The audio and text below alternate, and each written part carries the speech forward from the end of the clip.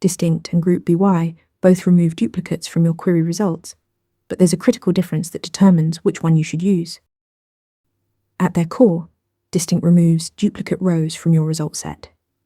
It's a simple filter that returns unique rows. Group by, on the other hand, groups rows together so you can perform aggregate functions like count, sum, or average on each group.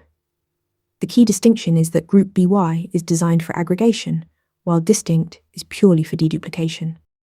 Here's where it matters most. If you need to calculate something across groups, you must use group by. Let's say you want to count how many orders each customer has placed. Your group by customer ID and use count. Distinct cannot perform these calculations. It only returns unique rows without any aggregation capability.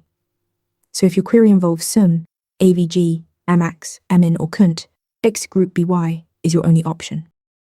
However, when you're just removing duplicates without any aggregation, distinct and group by can produce identical results. For example, getting a unique list of customer IDs works the same with either approach. Modern database optimizers often execute them similarly in these cases, though distinct is generally preferred for readability when no aggregation is needed. Let's look at practical use cases. Use distinct when you need a simple unique list, like finding all unique email addresses in your users table. Use group by when you need to aggregate data, like counting the number of orders per customer or calculating total revenue by product category. The aggregation requirement is what determines your choice.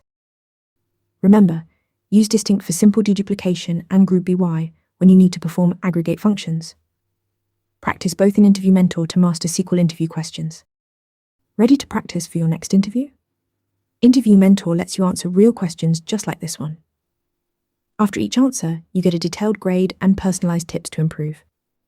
Watch your scores climb as you keep practicing.